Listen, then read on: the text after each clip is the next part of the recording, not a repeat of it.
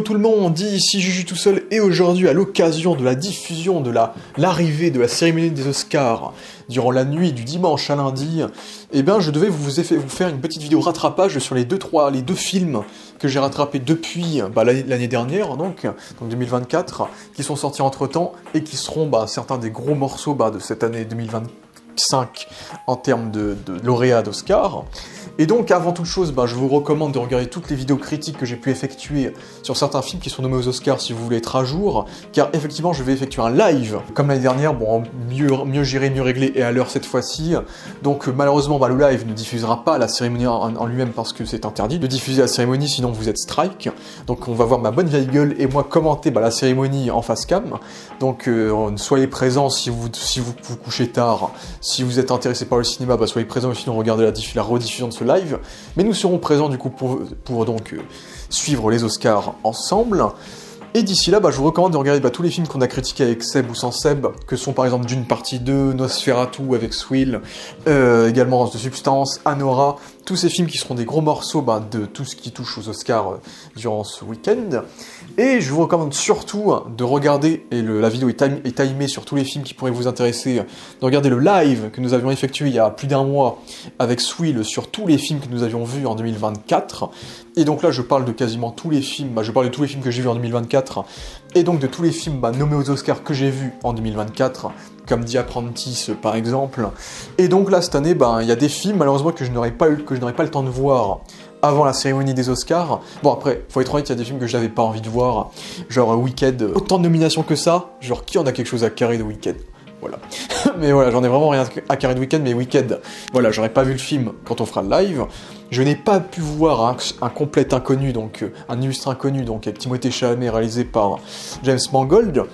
parce que j'ai pas eu trop l'envie de le regarder au cinéma et j'ai vraiment eu la grosse flemme. Et malheureusement, le film n'est pas encore disponible en digital pour que je puisse le voir sans me déplacer. Donc,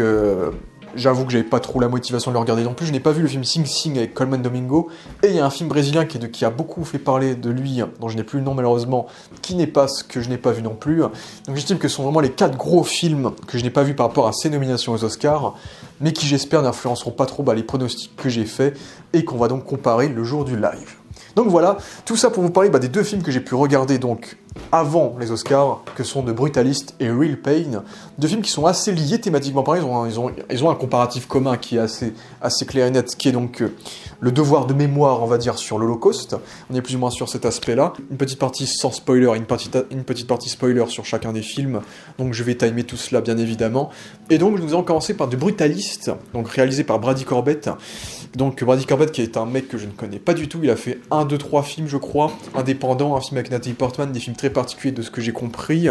Et donc c'est surtout un acteur à la base, un acteur qui a joué beaucoup de rôles secondaires, par exemple pour Michael Haneke, pour Lars von Trier.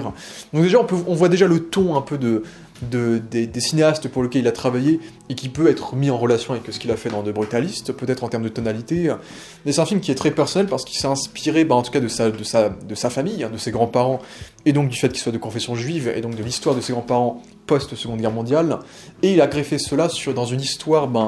qui suit la vie d'un architecte, donc interprété par Adrien Brody, qui va donc immigrer aux États-Unis pour essayer de se reconstruire alors qu'il vient de sortir des camps de concentration et que la guerre vient de se terminer.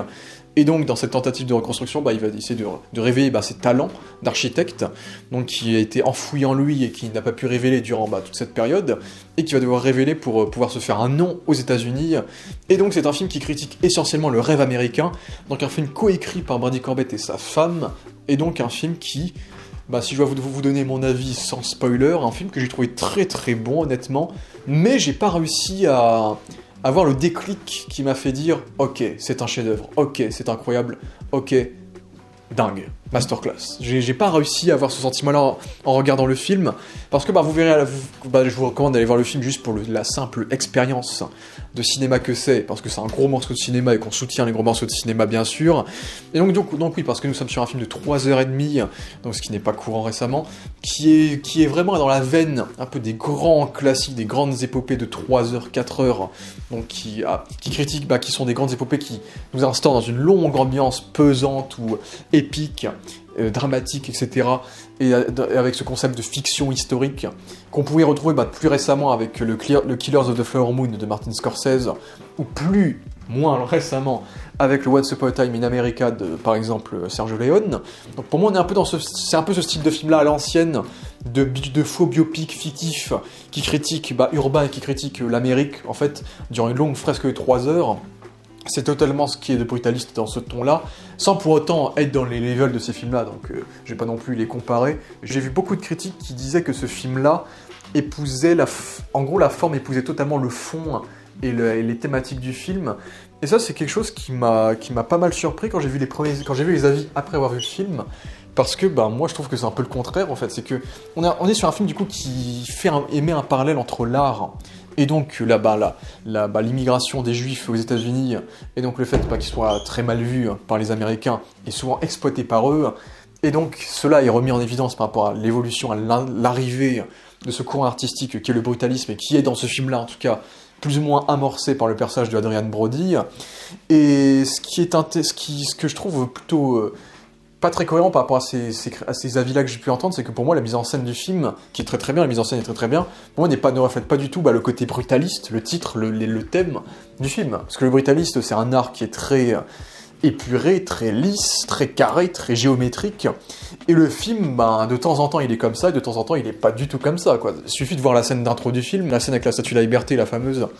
qui est un giga caméra à épaule où ça tremble de partout, où on suit le personnage de façon très terre à terre, façon très très documentaire, et donc c'est tout sauf du brutalisme en termes de mise en scène, quoi. Et le film a beaucoup de séquences en caméra à l'épaule, braquées sur le personnage, avec du coup une absence de stabilité dans les plans, alors que quand tu me parles de brutalisme, j'imaginerais plus une mise en scène stable, avec par exemple des plans séquences à la Steven Spielberg, extrêmement millimétrés, géométriques, faits au dolly, etc. Alors que là, non, tout est manuel, on va dire, dans la mise en scène, hormis les séquences du film, et il y en a quand même beaucoup, toutes les séquences en plan fixe, où le film aime beaucoup faire des séquences en plan fixe pour faire des beaux plans, et pour nous montrer, pour mettre en valeur les bâtiments que donc Adrien Brody crée, par exemple, ou qu'on observe, par exemple, aux États-Unis, entre autres. Donc il y a des plans fixes qui sont magnifiques en termes de composition, qui ont ce côté brutaliste pour le coup, en termes de géométrie, de travail de cadre, etc., de la règle des tiers et autres. Et donc oui, il y a un vrai travail de composition dans ces plans fixes-là qui font que oui, là il y a un côté très brutaliste dans la mise en scène, mais c'est pas l'intégralité de la mise en scène, quoi. Mais ça n'empêche pas le fait que ce soit une très bonne mise en scène, avec bien sûr l'idée qui est toute conne, mais qui a marqué tout le monde, ce plan plutôt en contre-plongée de la Statue de la Liberté qui est vue à l'envers, donc qui symbolise le symbole d'espoir de liberté des Américains des États-Unis, qui se retourne et qui symbolise plus l'inverse, on va dire, la désacralisation de ce rêve américain, un film qui va désacraliser le mythe du rêve américain que tout le monde rêverait de vivre pour devenir un grand nom, une grande personne, d'avoir une vie digne d'être vécue en termes de réputation. Et donc c'est un film qui critique très bien ces aspects-là. La musique est beaucoup plus cohérente avec le côté brutaliste, pour le coup j'aime bien la musique. Genre j'aime beaucoup le thème qu'ils ont mis dans la bande-annonce, et qui est le thème principal du film, très épique, avec de grandes envolées, et parfois ça peut être beaucoup plus posé, avec un côté très, je sais pas comment le décrire, mais il y a un côté très américain posé, je sais pas, mais dans la musique. Et puis à certains moments, ça peut partir sur des envolées psychédéliques, où là on est entouré de bruits de mécanique, de machinerie, qui reflète le côté architecture, le côté construction que le film veut raconter, donc dans ces thématiques. Et donc en termes d'acting, j'ai trouvé les acteurs assez bons pour le coup. Adrien Brody, pour le coup, il y a vraiment un vrai côté suite au pianiste, dans le sens où c'est le nouveau film qui est en train de le nommer, en tout cas de nommer à plein de lauréats différents depuis le pianiste, où le pianiste où il était justement l'acteur le plus jeune, obtenir l'Oscar du meilleur acteur de l'histoire à l'époque. Et ce film-là risque très probablement de lui donner l'Oscar du meilleur acteur également. Et donc il y a vraiment un côté suite au pianiste, vu que le pianiste se déroule pendant la Seconde Guerre mondiale dans les camps de concentration. Et là, ce film-là se déroule post-camp de concentration, et deux films commencent par un 2 et finissent par un East, donc voilà. Et Adrien Brody, pour le coup, est très très bon dans son rôle de personnage, dans le sens où on est sur un personnage qui est persécuté par les Américains, prend cher, vit des choses assez difficiles à vivre, subit une évolution qui est très intéressante, mais à la fois c'est aussi ça qui marche avec le film, c'est que le film n'est pas du tout manichéen, c'est que tout est assez ambigu, c'est que tous les personnages, tu te demandes quel est leur camp, leur allégeance, c'est aussi ça qui est intéressant avec le personnage d'Adrien Brody, c'est qu'on pourrait le voir comme le stéréotype du personnage qui a été persécuté dans les camps de concentration, le pauvre, on devrait avoir de la peine pour lui, il galère, etc., etc., mais c'est un personnage qui fait énormément qui est un personnage qui a beaucoup de talent, et un personnage qui va au fil du film, parce que du coup il y a ce schéma assez classique, donc de la montée en puissance et de la déchéance. Même si la déchéance, pas tant que ça, le film est quand même différent d'un biopic classique, dans le sens où c'est un faux biopic, hein, l'histoire n'est pas réelle de ce film, donc on peut supposer que le personnage de Laszlo Toth incarne, on va dire, tous les grands créateurs brutalistes de ce courant-là, on va dire, et c'est un personnage du coup qui va évoluer dans le film et qui va, par exemple, gagner en égocentrisme, en narcissisme, en avarice, on va dire, au fil du film. Et donc c'est un personnage que tu vas apprendre à détester au fil du film, puis tu vas apprendre à te rattacher à lui, et ainsi de suite, et ça ne s'arrête pas, tu ne sais jamais quoi penser de ce personnage-là, et parfois tu ne sais pas toi-même que pense ce personnage-là, parce que d'autres personnages pensent pour lui et pensent qu'il pense pour lui. Si vous m'avez compris. Par exemple, on a un personnage qui va débarquer au deuxième acte, et qui est là un peu le centre de ce second acte, puisque le film est coupé en 2 actes. Bon, il y a 3 chapitres, il me semble, qui sont titrés, etc., et qui sont plutôt cohérents dans l'œuvre, dans le sens où le film a un entracte, qui fait que le film dure en vérité 3h15 si on enlève l'entracte, mais c'est un entracte qui est très bien placé dans le montage, en milieu de film, et qui marche bien, et en plus il y a une petite musique sympa, il y a une petite photo qui est assez symbolique, qui est dans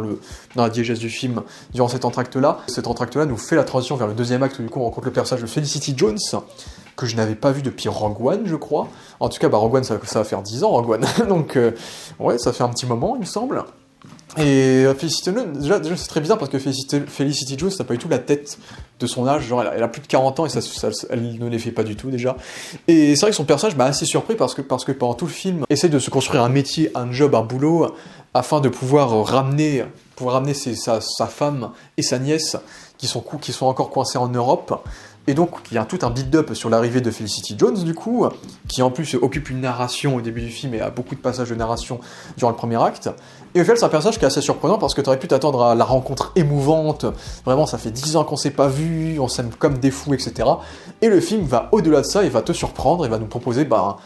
une version, entre guillemets, de l'amour ou de l'humanité, de sentiments non réciproques qui m'ont surpris. J'étais « Ah, ok ». Et je serais presque prêt à considérer ça comme un défaut, parce que j'ai des soucis avec ça, mais on en parlera en spoiler. Mais pour le personnage de Felicity Jones est plutôt intéressant dans le fait d'exprimer un peu le prisme psychologique d'Adrien Brody dans sa vision à elle. C'est que c'est même pas sûr que Adrien Brody pense ce qu'elle lui dit, quoi. Ça lui impose des choses, elle lui impose des pensées que lui, on ne sait pas s'il les pense forcément, quoi. C'est aussi ça qui est intéressant, c'est que c'est un film à la fois c'est un film qui nous parle de la persécution des Juifs post-Seconde Guerre mondiale. Pour le coup, c'est quelque chose que je n'ai pas souvent vu au cinéma, et donc c'est aussi ça que j'ai trouvé intéressant dans l'histoire de ce film-là, de voir l'exemple d'un jeune homme juif, du coup de confession juive,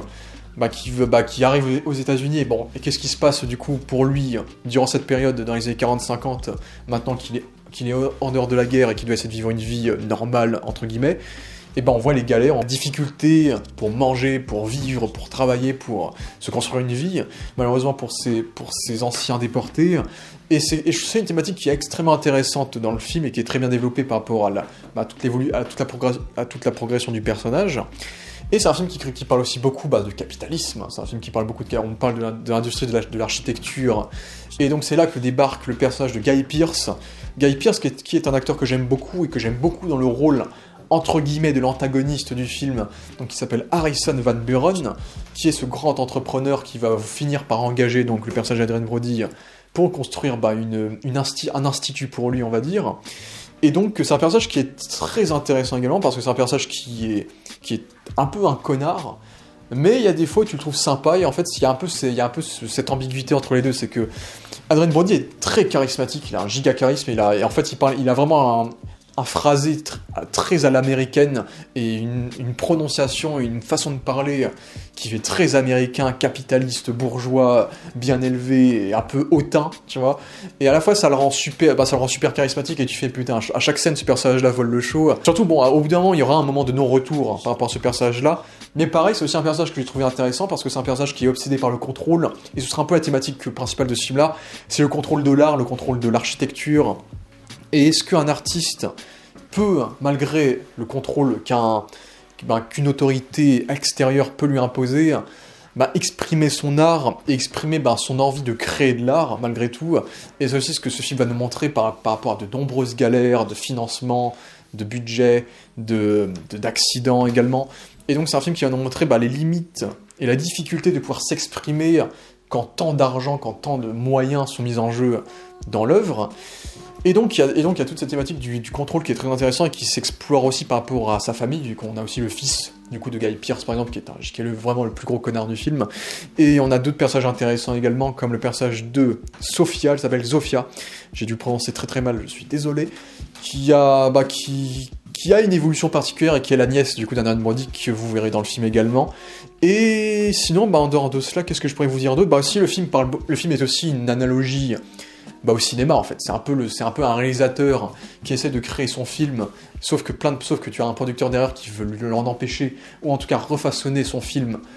à sa manière à lui, avec le budget qu'il lui impose, et les moyens, et les limites donc de créativité qu'il peut lui donner. Et donc, il y a vraiment tout ce parallèle avec le cinéma également, quoi. Et c'est ça qui est intéressant, c'est que tout le film est un gros résumé du fait que le plus important dans ce film-là, c'est pas la trajectoire, c'est l'arrivée. J'ai très mal prononcé, mais il y a une phrase comme ça dans le film. Et alors que souvent, on te dit l'inverse, c'est que la trajectoire, c'est quelque chose qui est plus important, et le résultat final n'est pas forcément le plus important, alors que là, on est dans un domaine où tu dis, là, le résultat final, c'est peut-être le plus important, parce que, on a tendance peut-être à tellement déformer l'histoire, la trajectoire, le parcours, que là, au final, l'art est là, peu importe d'où vient l'art. Ce qui est important, c'est comment les gens l'interprètent, cet art-là, comment les gens voient cet art, comment les gens le vivent, l'expriment, l'expérimentent. C'est la perception qu'on doit avoir sur l'art, et donc c'est quelque chose que j'ai trouvé très intéressant, encore une fois.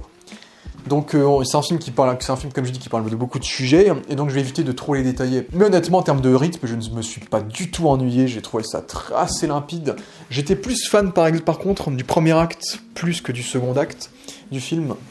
Vu qu'en vrai, je trouve qu'il y a quand même une cassure assez nette entre les deux actes. Mais en dehors de ça, je trouve le film assez bien rythmé. La seule déception, peut-être la déception un peu que j'évoquerai dans ce film-là, c'est la fin que j'ai trouvé assez abrupte, et qui résume un peu de façon un poil trop verbale tout ce qu'on t'a raconté de manière filmique dans le film à la fin. Surtout que la fin, en gros, la fin est une giga-ellipse, j'irai pas plus loin. Et dans cette giga-ellipse, du coup, on a un événement qui s'arrête brutalement. On a une giga-ellipse qui débarque, et puis là, c'est l'épilogue du film, et le film se termine, et tu fais « Ah !» Et moi, j'avais l'impression que le film était... Je trouvais que le film ne nous menait pas à ce build-up là. J'ai pas ressenti ce côté build-up en mode « Ok, là, on est dans le dernier acte. Ok, là, c'est le grand final. Et ok, là, on a l'épilogue. » J'avais vraiment l'impression que le film reste assez monotone dans son rythme, dans ce qu'il raconte et dans le ton qu'il impose à ce rythme-là, que quand le film se termine, je me dis « Ah, il se termine, ok. » Je pensais pas, mais bon. Après, d'un côté, ça voulait dire que j'étais dedans et que j'étais à fond et que j'aurais pu tenir 1 heure de plus. Mais de l'autre côté, j'ai trouvé ça très très... je trouve que c'est une surprise quand même un peu décevante, que le film s'arrête, entre guillemets, quoi. C'est que j'ai trouvé ça un peu abrupt, encore une fois, et ça dépendra de vous ou non, par rapport à ce que vous ressentirez, du coup, de cette fin, à vous, selon votre point de vue. Mais voilà, je trouve que la fin, la réaction de certains personnages, et peut-être le fait que certaines thématiques soient jamais complètement exploitées à sa juste valeur, font que le film, pour moi, n'est pas un chef-d'œuvre, peut-être pas un grand film, mais en tout cas un très bon film que je vous recommande pour l'ambition qu'il y a derrière, notamment pour un budget de 10 millions qui est pas énorme, mais on sent qu'ils sont bien investis dans le budget. Bon, j'aurais pas grand-chose à évoquer sur les polémiques, donc tout ce qui est polémique sur l'intelligence artificielle, vu qu'il y a eu des polémiques sur le fait que on ait utilisé l'intelligence artificielle pour corriger des accents hongrois. Bon, après, on l'a pas fait pour Adrien Brody, et donc surtout Adrien Brody parle surtout en anglais durant le film, et donc sa voix, lui, n'a jamais été retouchée du film, et certains figurants, certains personnages secondaires, dont l'accent hongrois aurait été retouché, seraient valables, on va dire. Et il y a aussi le fait que peut-être certains plans de bâtiments seraient aussi faits par IA, ce qui m'étonnerait pas non plus, mais en tout cas, je n'ai pas vu, l'illusion a été parfaite, je n'ai pas vu à quel moment l'IA aurait peut-être eu un don d'intervention dans ce film. Donc voilà pour cette petite partie sans spoiler où je vous recommande ce film-là. Et donc si je dois vous parler de la partie spoiler, j'ai bien aimé vraiment le début du film avec le personnage de Alexandro Nivola, donc qui enchaîne Kraven le chasseur dans le rôle du Rhino à ce film-là, ce qui est assez marrant. Et donc son personnage, j'ai trouvé son personnage très intéressant parce que c'est l'exemple de ce que Adrien Brody pourrait devenir, c'est-à-dire un homme qui oublierait totalement sa croyance, sa famille, son sang, son essence, pour devenir un jeune capitaliste américain qui essaye de percer en se considérant comme un américain pur, un personnage limite radicalisé par les idéologies capitalistes. Et donc ça, c'est une idée que j'ai trouvé super intéressante du personnage, qui à la fois est extrêmement attachant, genre dès la séquence où ils se font un câlin, et on sent que c'est des vrais cousins qui s'aiment, etc. Et puis petit à petit, tu te rends compte que c'est un personnage quand même qui qui pense quand même beaucoup à son business, qui pense quand même beaucoup à sa situation à lui, et si jamais Adrien Brody aurait tendance à dénigrer sa situation, bah il serait prêt à le foutre dehors, quoi. Ce qu'il va faire éventuellement, notamment avec le fait qu'il y ait sa femme qui soit une américaine, qui soit a priori xénophobe, vu que pendant tout le premier acte, elle essaye un peu de draguer, entre guillemets, Adrien Brody, pour ensuite faire croire à son mari, potentiellement, qu'elle a eu des relations avec lui pour le dégager au final. Il y a peut-être des explications qui sont réelles, mais qu'on nous montre jamais, ce qui fait qu'on n'est jamais sûr de ce que dit tel ou tel personnage. Par exemple, il est tout à fait possible que Adrien Brody ait eu une relation avec cette femme-là, mais on le sait pas. Ou sinon, on prend cela de l'autre sens, et en fait, c'est une meuf qui est xénophobe, et qui a fait dégager, du coup, Adrien Brody de chez elle, donc en essayant de convaincre son mari, que oui, il a eu un rapport avec elle, et je dirais même que le personnage, du coup, de niveau-là, est plus ou moins sous l'emprise, en fait, de sa femme, en fait. Il est devenu un capitaliste américain comme sa femme l'aime, on va dire, et à la fin, même si lui est quasiment sûr qu'Adrien Brody, que du coup Laszlo Toth n'a pas eu de rapport avec elle, c'est sa femme, et jamais il voudrait quitter sa femme, et jamais il voudrait quitter sa situation, où il semble faussement heureux, et donc accepte du coup de dégager donc le personnage de Laszlo. Donc j'ai trouvé que c'était une perception qui était intéressante sur le capitalisme, sur donc ce personnage juif qui est entre guillemets mort de l'intérieur en tant que personne de confession juive. Et puis il y a tout le côté, du coup tout l'aspect, on voit donc le personnage travailler, créer des architectures super intéressantes. Plutôt une architecture, qui est donc cette bibliothèque qui était très bien foutue, dans le build-up fonctionnait très très bien pour le coup, et le design fonctionnait bien, avec la mise en scène extrêmement très rigide, etc., qui l'accompagnait. Et donc j'aimais bien aussi la relation qu'avait Adrien Brody avec son collègue noir, dont il essaye d'aider avec son fils, et dont une relation d'amitié va se former au fil du film. Cette relation qui va petit à petit se déconstruire, parce qu'Adrien Brody va commencer à devenir de plus en plus égocentrique, frustré, énervé, et donc cela va séparer cette amitié-là, mais je trouvais que c'était une amitié qui marchait assez bien, qui évoluait de façon intéressante, sans qu'on en fasse trop dans l'évolution du film. Et il y a d'autres aspects qui sont intéressants, comme les personnages du coup de Laszlo, qui refuse d'être aidé du coup par les synagogues, par honneur en fait, et donc il y a tout ce côté-là qui est aussi intéressant, parce que c'est un personnage qui refuse l'humiliation, quoi. C'est un personnage qui vit comme il peut, il boit, il a des rapports dans des maisons closes, on va dire, mais dans ces séquences-là, on n'a pas forcément conscience qu'il soit heureux ou pas, il l'est pas forcément, il fait juste ça de façon presque bestiale, animale, et donc c'est un personnage qui essaie un peu de garder une forme de supériorité dans sa créativité, et qui refuse du coup l'humiliation, on va dire, quoi. Donc c'est aussi ça qui est intéressant quand Guy Pearce va venir le chercher pour l'engager, on va dire, avec cette petite histoire qui était assez intéressante du coup de Guy Pearce, qui tu racontes une histoire sur l'histoire de sa famille, l'histoire de ses grands-parents, et sur le fait qu'il ait entre guillemets coupé les ponts avec ses grands-parents de façon transactionnelle, ce qui fait que le personnage de Guy Pearce, c'est un personnage qui ne réfléchit, qui ne pense que capitalisme en fait. Et c'est un personnage qui semble avoir le monopole du contrôle, ce qui va donc déranger Adrien Brody pendant une grande partie du film, ce qui semble également être héréditaire par rapport à son fils, puisque du coup il y a une séquence où son fils a très probablement violé du coup Zofia, en tout cas c'est très très suggéré, et il est fortement suggéré que peut-être que Guy Pearce ait violé son fils, et c'est comme ça que ce fils-là ait gagné un rapport d'infériorité qui a fait qu'il a dû grandir en essayant de s'imposer un rapport de supériorité à cause de ce que son père lui a peut-être fait subir. Ce qui arrive du coup au gros moment du film, qui est peut-être la séquence du viol, du coup en Italie. Cette séquence de l'Italie, qui est peut-être l'une des meilleures du film, parce que c'est une séquence qui va au-delà juste de la machinerie, de la véracité, de l'authenticité. C'est une séquence qui va un peu plus dans le mysticisme en fait, où tu as un Italien, un Juif, 2 Européens qui vont donc visiter toute cette zone faite de marbre, donc ce marbre semi-transparent, magnifique, qui nous offre des plans assez beaux, assez léchés, et qui nous offre du coup cette espèce de plan astral, où tu as les personnages qui font la fête, et ensuite tu as Adrien Brody qui est au plus bas de lui-même, qui prend de l'opium, et donc tu as Guy Pearce qui le viole.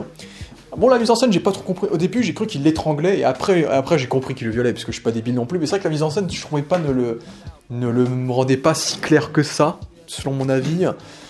Mais voilà, cette séquence, oui, est plutôt choquante, et donc, on peut se dire peut-être que le personnage de Guy Pearce est homosexuel, vu qu'on n'évoque jamais sa femme du film, donc on sait pas ce qu'il a fait de sa femme, on sait pas où est sa femme, etc. Et que c'est un personnage, mais c'est surtout, au-delà de ça, c'est surtout une allégorie du contrôle, et que donc, il choisit d'exploiter ce salarié-là, on va dire, dans son moment le plus bas, le plus dégueulasse, pour le violer, pour imposer, du coup, sa puissance envers lui, sa supériorité. Et c'est ça qui fonctionne avec le personnage de Guy Pearce, quoi. C'est un personnage détestable, horrible, en fait, dans un sens, et il garde quand même ce charme américain charismatique qui fait que, j'arrive pas à le détester, quoi. Et Guy Pearce, honnêtement, pour moi, mériterait peut-être l'Oscar du meilleur acteur secondaire. En tout cas, j'aimerais beaucoup qu'il l'ait. Dans le sens où c'est un acteur qui mérite d'être récompensé, notamment avec les bullshit qu'il a pu se taper durant le tournage de Memento, à cause des producteurs qui trouvaient qu'il jouait mal, etc. Et qui ont fait en sorte que plus jamais il jouera pour Christopher Nolan. En tout cas, à l'époque où Christopher Nolan était chez Warner. Donc voilà. Et donc le personnage fonctionnait très très bien dans ce point-là. Ce qui m'avait beaucoup surpris, c'était vraiment l'arrivée de la femme, du coup, de Laszlo, dans le sens où ça fait 8 ans qu'ils sont pas vus. Pour moi, c'est l'amour de ta vie, c'est dinguerie, on fait l'amour, on s'aime énormément, il y a beaucoup d'émotions, etc. Et non, première nuit ensemble, 8 ans qu'on s'est pas vus, on dirait que les deux ils sont en couple depuis 15 ans et qu'ils en ont marre l'un de l'autre. Genre ça m'a giga surpris. Et j'ai trouvé ça peut-être même un peu surréaliste en termes de réaction, c'est que ça fait 8 ans qu'ils sont pas vus, et ils sont en train de s'embrouiller la première nuit, genre. C'est que l'autre, en fait, Adrien Brody, c'est tellement un connard, en fait, que dès qu'il la voit, au lieu de juste voir sa femme en tant que telle, en tant qu'être humain, l'amour de sa vie, il voit juste qu'elle est atteinte d'une maladie, d'une maladie physique qui fait qu'elle ne peut plus marcher, et donc je suppose que dans sa tête, il dit qu'il aura beaucoup plus de difficultés d'avoir des rapports sexuels avec elle, quoi. Donc c'est un personnage qui pense qu'à sa gueule, en fait, c'est qu'il voit que sa femme est en fauteuil, et il fait « Ah, bon, flemme, somme. » Tu fais « Putain, mes frères, ça reste ta femme, quoi, elle a vécu des choses, et toi aussi t'as vécu des choses, nom de Dieu, soutenez-vous, quoi. » Donc c'est vrai que ça m'a assez surpris, cette relation-là. Au coup, malgré sa faiblesse, entre guillemets, son handicap physique, le personnage de Felicity Jones a une énorme puissance mentale qui fait qu'elle ose dire tout ce que Laszlo n'oserait pas dire, et donc impose, entre guillemets, des visions de Laszlo qui est un créatif, pense ta vision, etc., etc., et souvent lâche des tacles à Guy Pearce durant le film, jusqu'à annoncer publiquement que Guy Pearce a violé Laszlo, du coup, à la fin du film, ce qui sera donc le climax du film. Et je m'attendais pas à ce que ce soit le climax du film, je pensais qu'après cette séquence-là, on aurait tout un arc... faisait tout un acte tribunal, procès de Guy Pearce, ou je sais pas, un truc, quoi. J'étais assez surpris que ce soit le grand final du film. D'ailleurs, c'était une scène qui était quasi intégralement plan séquence, donc très bon plan séquence en plus. Mais oui, le personnage du coup de Felicity Jones était très intéressant dans cet aspect de pouvoir, entre guillemets, c'est que le personnage de Laszlo semble tout le temps être affaibli durant tout le film, quoi. Il a jamais l'ascendance sur le film, il a jamais la supériorité, c'est jamais lui qui l'a, c'est tout le temps quelqu'un d'autre. Et là, c'était sa femme, durant ce second acte, qui avait cette puissance-là, on va dire, en osant dire tout ce que lui n'osait pas, et en imposant, entre guillemets, une vision que lui n'avait pas forcément également. Donc il y a aussi ça qui fonctionne bien, comme même la séquence en Italie, où tu aurais pu penser que Laszlo a le plein pouvoir parce qu'il est chez lui, en Europe, entre guillemets, chez lui, un gros chez lui, mais il est en Europe, en Italie, avec un ami à lui qui donc construit des éléments en marbre. En fait, c'est l'Américain, le seul Américain qui vient avec lui, qui va envahir sa personne en Europe, quoi, chez lui, entre guillemets, dans son continent. Donc c'est un personnage qui est tout le temps massacré par ses pairs. Épilogue, j'ai bien aimé le côté, on va faire un remix du thème du film, mais façon rétro 80s, ça j'ai trouvé ça assez marrant. Mais c'est vrai que la fin du film, j'ai pas trop compris le délire. Après, maintenant, j'ai quand même vu beaucoup d'interprétations sur la fin du film. Donc, où tu vois Laszlo, qui a la manière de Sofia, qui elle ne parlait pas du film, parce qu'elle était après traumatisée par la guerre, lui, il a genre 80 et quelques années, et il ne peut plus parler. Et du coup, c'est pas lui il ne peut plus exprimer son œuvre, mais c'est donc sa nièce, Sofia, qui exprime son œuvre. Et là, moi aussi, j'en ai vu beaucoup se plaindre, et moi aussi, je suis d'accord. En fait, il y a le fait que l'actrice qui joue Zofia, donc dans le reste du temps, tout le film, elle joue la fille de Zofia dans l'épilogue. Et donc Zofia, c'est un personnage c'est une autre actrice qui l'interprète plus âgée dans l'épilogue. Mais moi, j'ai bien mis 1-2 minutes à capter ça, quoi. donc je trouve que c'était une erreur, en vrai, de casting de faire ce choix-là, mais bon, ça reste du détail, on va dire. Mais j'étais pas trop fan de cette décision, en tout cas en termes de clarté, me concernant. Et c'est vrai que ça peut paraître extrêmement bizarre d'avoir cette idée du personnage Laszlo qui aurait construit donc cet institut en se basant sur les camps de concentration et en exprimant la conception, entre guillemets, d'une œuvre brutaliste en se basant sur les camps de concentration. Et donc ça voudrait dire que durant tout le film, en fait, Laszlo a réussi à aller au-delà de l'offre d'affaires que lui a donné Guy Pearce, et que donc il a réussi à créer l'œuvre qu'il voulait, l'œuvre artistique qu'il voulait, malgré les préjugés, malgré tout ce qu'il a pu vivre et endurer durant tout le film. Il a réussi à imposer sa vision artistique. Et donc ça, c'est un point de vue qui peut être intéressant, comme fin de film, de se dire que déjà, il y a tout le fait que on ne retient pas la trajectoire, on retient l'arrivée, et que donc à la fin du film, ce n'est pas Guy Pearce, ce n'est pas Adrien Brody qu'on retient, c'est leurs œuvres, qui sont donc exposées, qui montrent l'influence qu'il a pu avoir malgré la vie et malgré tout ce qu'il a pu faire durant tout le film. Je me demande pourquoi les gens ils aiment pas Joker 2, tu vois, parce que je trouve que ce film a un peu ce côté-là, c'est que c'est un film qui te dit à la fin, bah tout ce que vous avez vu durant tout le film, ça sert à rien en fait, c'est ce qui est important, c'est l'arrivée. Donc limite on se fout de ta gueule en tant que spectateur, ce qui n'est pas un sentiment qui me dérange, je trouve que c'est un sentiment qui est intéressant en termes de diégèse et d'envie de critiquer ou de représenter quelque chose, mais ce côté-là de, tout ce que tu as vu dans le film, c'est pas intéressant, le plus important, c'est l'œuvre qui est délivrée là, qui est présente, qui existera à tout jamais, en fait. Et donc c'est ça qui fonctionne dans cette contrebalance entre Adrien Brody et Sofia. L'autre parle et l'autre ne parle plus, et donc Adrien Brody n'est plus en mesure de raconter la vérité, en fait. C'est qu'Adrien Brody, limite, il y a un peu le côté un peu séquence doux amer finale, à la Jeremy Strong dans The Apprentice. Vraiment cette séquence où à la fois il est heureux parce que sa famille est heureuse, sa famille est riche, son héritage est assuré, ses œuvres vont survivre, vont lui survivre, mais à la fois ses œuvres vont lui survivre derrière des histoires, des machinations, des idéaux qui ne sont pas du tout les siens et qui sont imposés à ses œuvres, et lui est impuissant, il ne peut pas défendre sa vision à lui. Et j'ai aussi vu une interprétation qui dit que Laszlo durant tout le film, et c'est aussi ça qui marchait bien, parce que comme je dis, ça paraît bizarre que pendant tout le film, on t'évoque jamais ce parallèle architectural avec les camps de concentration. Je crois que je suis beaucoup plus fan de l'interprétation de la fin, où en fait c'est juste le personnage de Xofia, parce qu'il faut savoir que le premier plan du film c'est Xofia qu'on voit, et le dernier il me semble, et que donc en fait tout ce qui est important dans le film, c'est le point de vue de Xofia en fait, c'est que Adrien Brody vit ce qu'il vit, et durant tout le film on lui pose la question pourquoi vous êtes architecte, qu'est-ce que vous aimez, etc. Et lui il dit juste qu'il aime faire ça, que depuis la guerre il voit qu'il y a des bâtiments à construire, donc il les construit entre guillemets.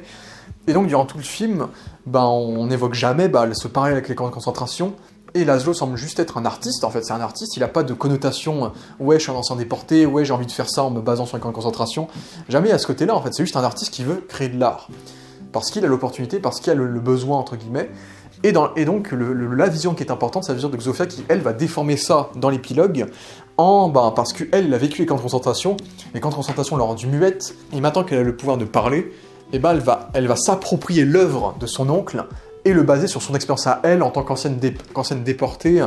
et donc elle va donc dire que ses œuvres se sont basées sur les camps de concentration, sur ça. En fait, elle impose sa vision à elle, son idéologie à elle, sur quelque chose qui n'est pas le plus important. Et pendant tout le film, on voit ça, c'est que il y a toute une section du film où Xofia, du coup, part en Israël avec son mari, et on voit durant le film qu'elle est extrêmement dédiée à sa foi, là où le personnage de Laszlo n'est pas forcément dédié à sa foi, c'est un personnage qui conçoit ses œuvres de façon rationnelle, et qui limite s'entretue, se tue de l'intérieur, pour réussir à construire ses œuvres, notamment en consommant de l'opium durant tout le film. Et donc j'ai bien aimé la séquence d'ailleurs où il donne de l'opium à Felicity Jones, et c'est la séquence qui a failli tuer Felicity Jones, mais c'est la séquence où les deux n'ont jamais été aussi heureux ensemble, en fait c'est les deux, ils n'ont jamais eu autant besoin de l'un de l'autre, c'est la séquence où les deux ont pris de l'opium et où les deux sont en train de crever limite, donc c'est un peu, il y a un côté un peu macabre dans ce film-là, on va dire. Après le film est quand même assez macabre dans pas mal d'aspects en vérité, donc bref, vous m'avez compris. Mais là, je trouve cette fin la plus intéressante, mais à la fois, le personnage de Laszlo, peut-être qu'il prend très mal le fait que son idéologie a été interprétée d'une autre manière, mais à la fois, c'est comme ça que l'art est visionné par des personnes, en fait. C'est comme là, ce que je vous donne là, je vous donne plein de visions différentes de la fin, plein d'interprétations différentes. C'est que peut-être à la fin du film, parce qu'à la fin du film, il a pas l'air dégoûté, Laszlo, il a l'air d'avoir un petit sourire de coin, malgré le fait qu'il ne puisse plus parler, et donc à la fin du film, il a l'air d'être plutôt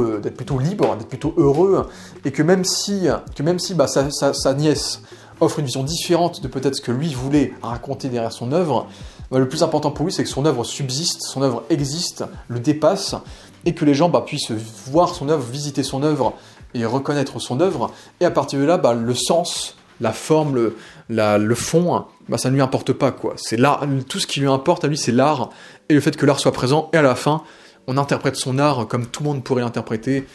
avec sa propre vision de l'art, en fait. Donc je pense que c'est une fin qui est assez intéressante. Mon souci, c'est surtout qu'elle est très abrupte, c'est que t'as toute cette séquence-là, où t'as Guy Pearce qui disparaît du film, et là ils vont aller fouiller donc, dans l'institut qu'a conçu donc Laszlo, donc mise en scène de façon un peu horrifique, dans le noir, avec la fameuse lumière de croix, en forme de croix qui se forme à la fin, pour symboliser, qui fait un peu le parallèle avec la statue de liberté au début, et là la croix à la fin, dans ce plan très contre-plongé, où du coup on suppose que Guy Pearce s'est suicidé et que donc il est mort, même si c'est quelque chose qui ne sera jamais confirmé non plus.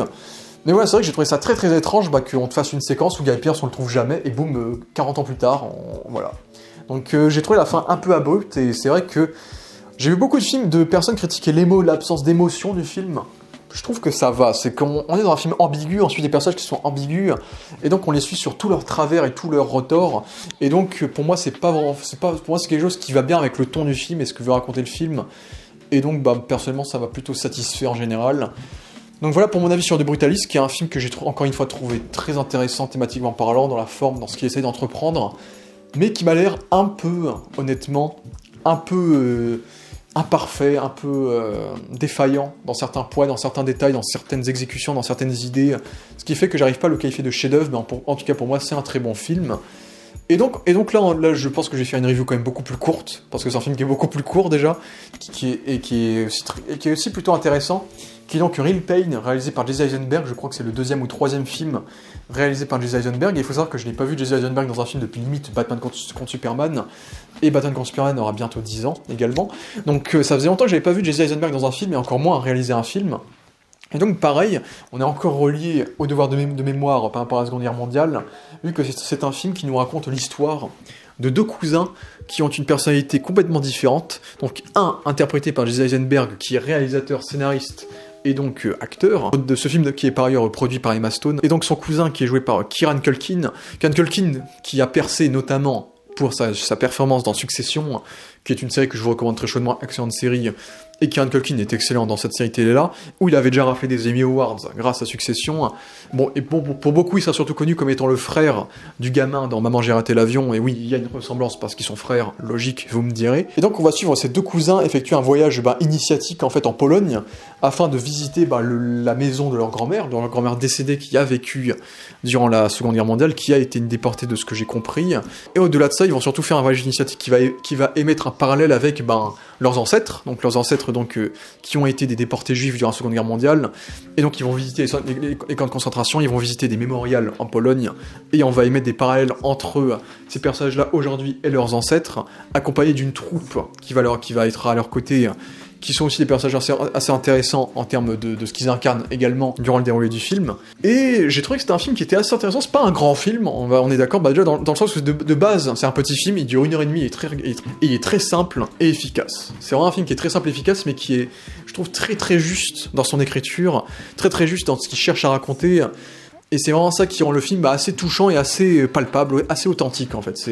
On sent une sincérité derrière ce film, ce qui est assez marrant dans le sens où Jesse Eisenberg s'est beaucoup basé sur son passif à lui pour écrire le film, mais Kieran Culkin à la base ne devait pas jouer le rôle, et Kieran Culkin n'est pas du tout juif. Donc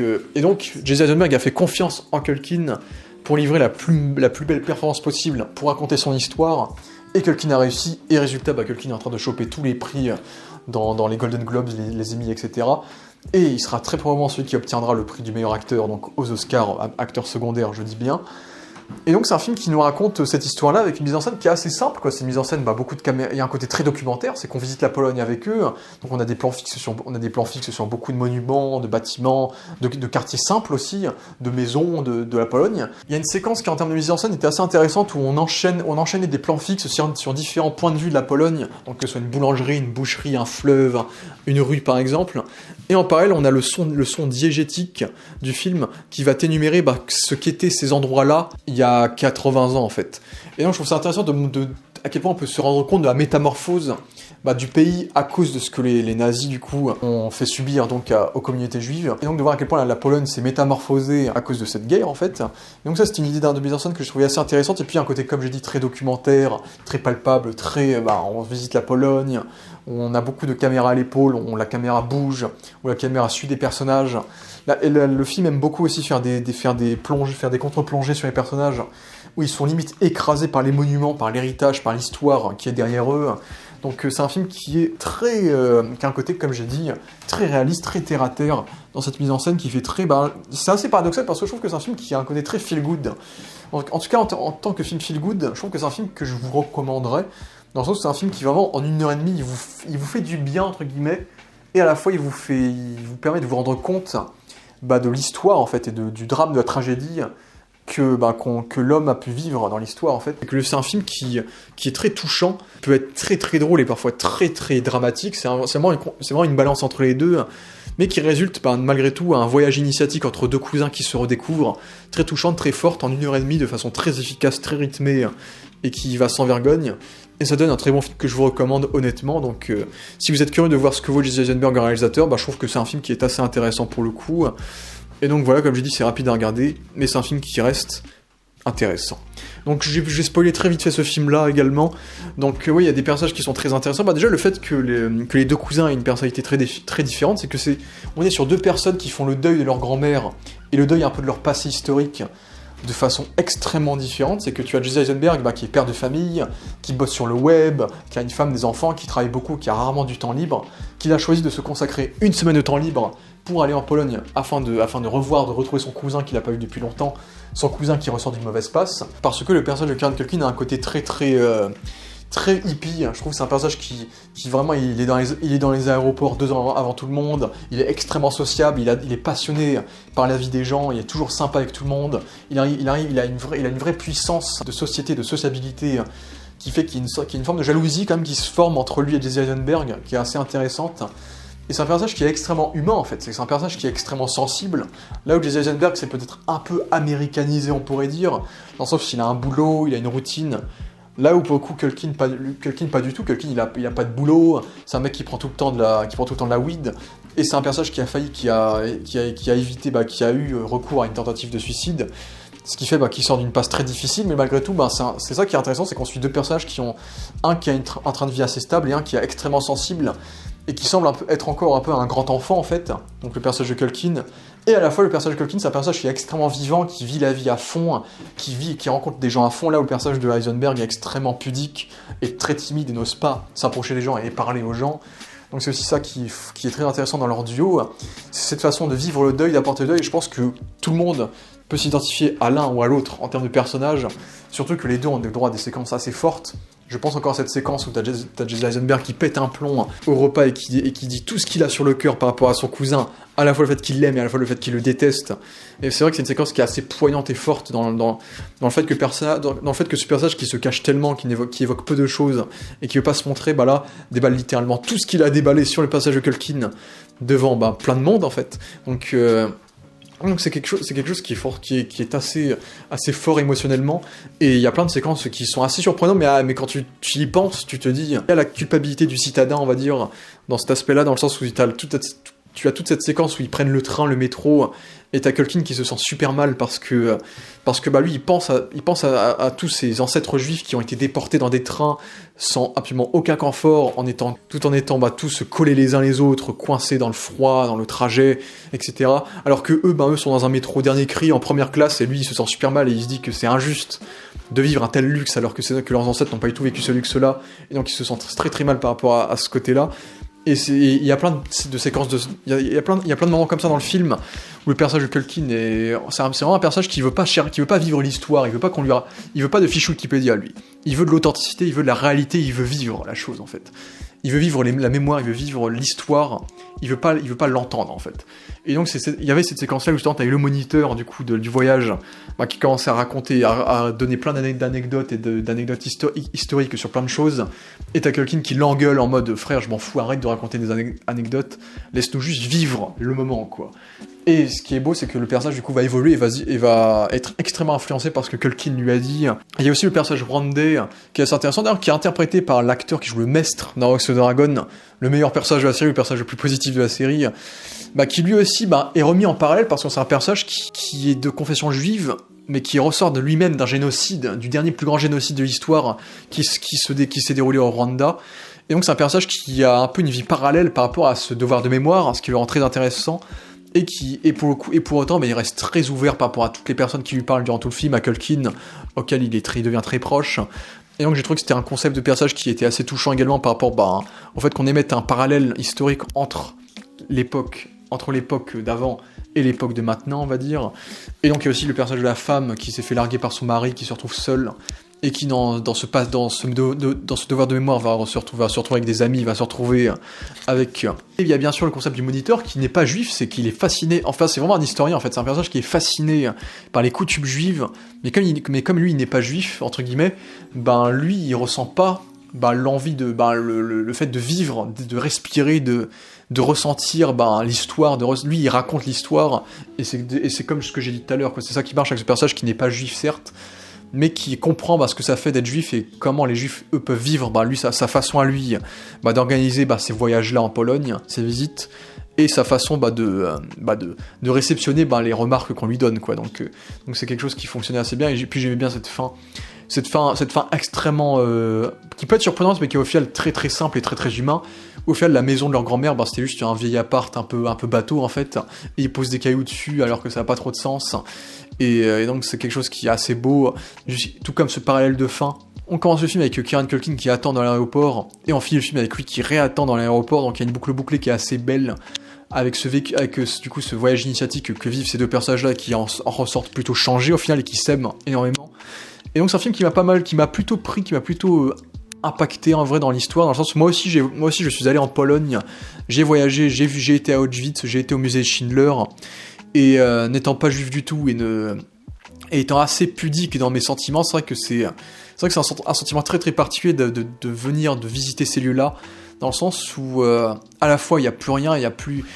on a tout reconverti un peu de façon muséologique, on va dire, et en même temps, on peut pas ignorer ce qui s'est passé dans ces lieux-là, et voir cette revisite de la Pologne dans le prisme de ces deux personnages-là, j'ai trouvé ça très très intéressant. Et puis ça m'a beaucoup aussi fait penser un peu à la relation peut-être que je peux entretenir avec mon frère, genre où mon frère est peut-être plus carré que moi, plus maîtrisé, plus ambitieux, alors que je serais potentiellement quelqu'un qui serait plus dans les vagues, plus dans l'imaginaire, dans la créativité,